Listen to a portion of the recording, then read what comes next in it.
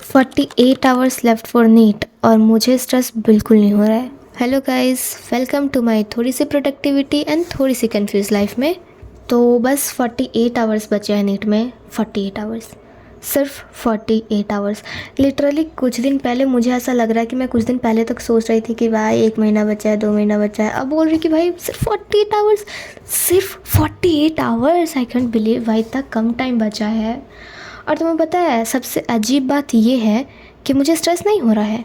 मतलब पहले तो मुझे लगा कि मैं अकेली हूँ, बट मैंने लास्ट वीडियो पे जो कमेंट्स देखे तो मुझे समझ आया कि ओ आई एम नॉट अलोन।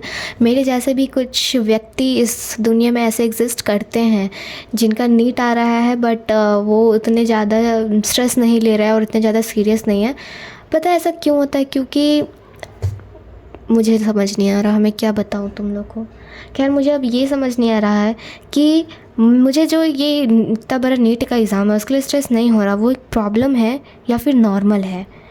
मतलब मुझे इस बात का टेंशन हो रहा है कि मुझे टेंशन क्यों नहीं हो रहा है।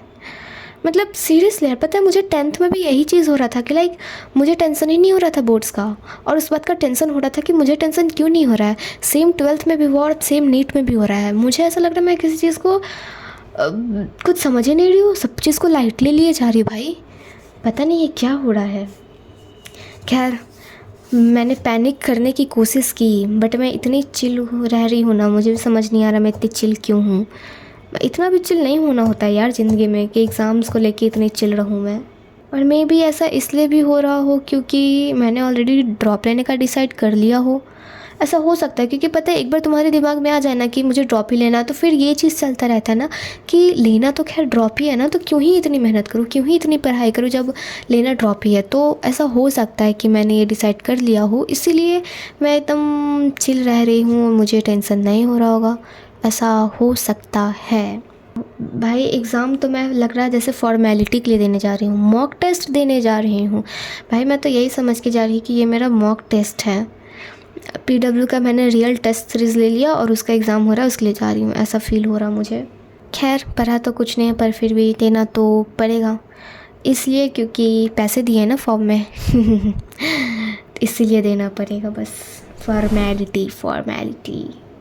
और अब भाई अब तो जितना जल्दी जल्दी एग्ज़ाम आ रहा है ना, जितना नज़दीक एग्ज़ाम आ रहा है उतना ही कम पढ़ने का मन कर रहा है। मतलब मन ही नहीं कर रहा पढ़ने का। जैसे जैसे एग्ज़ाम नज़दीक आ रहा है वैसे वैसे मैं और ज़्यादा ना पढ़ रही हूँ।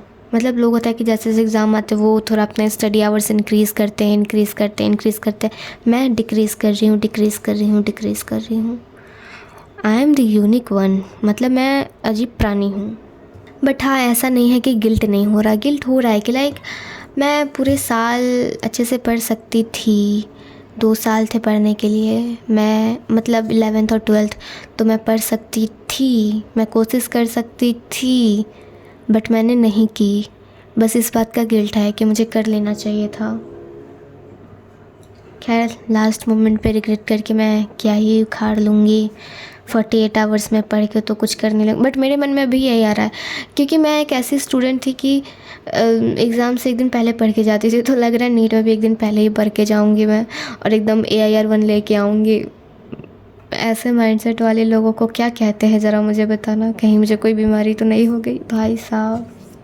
और मैं तब से पता है पेन चेक कर रही हूँ कि कहीं ये पेन ख़राब तो नहीं, कौन सा पेन चल रहा है कौन सा नहीं चल रहा है, ताकि मैं अच्छा पेन लेके जाऊँ जो एकदम प्रॉपर चल रहा हो और मैं अच्छे से उसको ना फिल करूँ।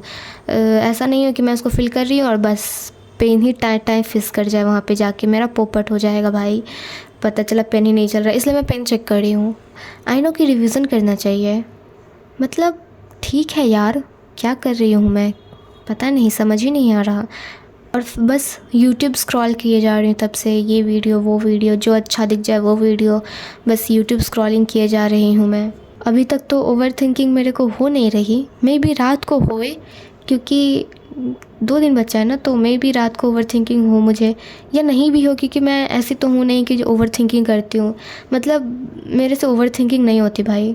पता नहीं, कुछ लोग बहुत ओवर थिंक करते हैं इस चीज़ को लेकर, बट मेरे से नहीं होता। मैं पॉजिटिव ओवर थिंक करूँ, मैं पॉजिटिव ओवर थिंकिंग करती हूँ। मतलब मैं जब ओवर थिंक करती हूँ ना तो कुछ अच्छा टॉपिक को पकड़ती हूँ, फिर उस चीज़ में बहुत कुछ ओवर थिंक कर जाती हूँ। और खुश हो जाती हूँ, वाह ऐसा हो जाए तो कितना अच्छा, वैसा हो जाए तो कितना अच्छा। डेलुलू में रहती हूँ मैं अपने। खैर ये एक्सेप्ट करके जाऊँगी मैं कि जो होगा देखा जाएगा। भले ही फिर जो होगा वो देखा नहीं जाएगा, बट फिर भी मैं तो यही बोलते हुए जाऊँगी, जो होगा देखा जाएगा, जो होगा देखा जाएगा। ऐसा लग रहा है जबते जाऊँगी, जो होगा देखा जाएगा, जो होगा देखा जाएगा, जो होगा देखा जाएगा। खैर मैं एग्ज़ाम के लिए रेडी तो नहीं हूँ, पर मैंने गिव अप भी नहीं किया।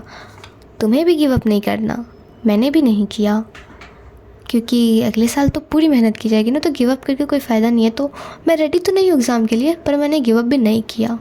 या बिना एक्सपेक्टेशंस के जाऊँगी मैं, बिकॉज़ यू नो ना कि एक्सपेक्टेशंस हर्ट्स। तो बिना एक्सपेक्टेशन के एग्ज़ाम देने जाऊँगी बस। और अगर तुम्हें भी ऐसा फील हो रहा है तो I am with you guys, I am with you. तुम अकेले नहीं हो, मैं भी तुम्हारे साथ हूँ, मैं भी तुम्हारे जैसे फेज़ में हूँ। वो कहते हैं ना, अस ब्रो अस। और खैर पता है CUET का भी खैर सेंटर आ गया है। वैसे तो ज़्यादा दूर नहीं दिया, होम सेंटर भी नहीं दिया है, बट थोड़ा ज़्यादा दूर दिया है, बहुत ज़्यादा दूर भी नहीं दिया। और पता है मेरा एक ही दिन में तीनों एग्ज़ाम है, मतलब पहले ही शिफ्ट में मेरा इंग्लिश, बायो और फिज़िक्स तीनों पहला शिफ्ट में है, सेम डे पे। क्यों यार क्यों, लेकिन फिर भी ठीक ही है, एक दिन में तीनों निपट जाएगा।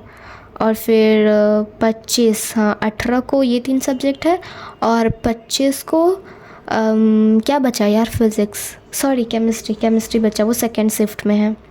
तो फाइनली बस 2 दिन में मेरा ख़त्म हो जाएगा, अच्छा ही रहेगा। जैसे ही 25 को ख़त्म होगा, 26 को वापस नीट का तैयारी शुरू कर दूँगी। तुम लोग का भी सेंटर आ गया होगा ना, तुम लोग बताना तुम लोग का कैसा फर्स्ट सेकेंड शिफ्ट दिया है, कितने दिन में एग्ज़ाम ख़त्म करेगा नहीं करेगा। हाँ खैर, तो अब और मेरे पास कुछ बोलने को बचा ही नहीं है, मेरी ज़बान बंद हो गई, सॉरी वो क्या कहते हैं, मेरी बोलती बंद हो गई है। क्या ही बोलूँ, नीट आ गया। टेंशन लेने की कोशिश कर रही हूँ, पर हो नहीं पा रहा, तो इसमें मैं कुछ नहीं कर सकती। तुम लोग भी टेंशन मत लेना, क्योंकि तुम लोग भी अब कुछ नहीं कर सकते भाई। 48 आवर्स में क्या ही उखाड़ लूँगे सब, मतलब कुछ तो पढ़ ही लो। लेकिन मैं ना कुछ कुछ चैप्टर सेलेक्ट करके रखी हूँ, जैसे microbes in human welfare, biomolecules, खैर ये मैंने पढ़ा नहीं है तो वापस नहीं पढ़ूँगी, ह्यूमन रिप्रोडक्शन, और कुछ कुछ इजी चैप्टर्स मैं देखती हूँ, जो शॉर्ट चैप्टर्स होगा वो पढ़ लूँगी। और फिज़िक्स में मॉडर्न फिज़िक्स और इलेक्ट्रोस्टैटिक जो पहला चैप्टर है वो, और केमिस्ट्री में रिडॉक्स रिएक्शन, GOC वगैरह वो देख लूँगी। मतलब थोड़ा बहुत सोच रही हूँ पढ़ लूँ, कम से कम 0 नंबर तो नहीं आना चाहिए, है कि नहीं। तो ठीक है, फिर मिलते हैं अगले वीडियो में, बाय बाय।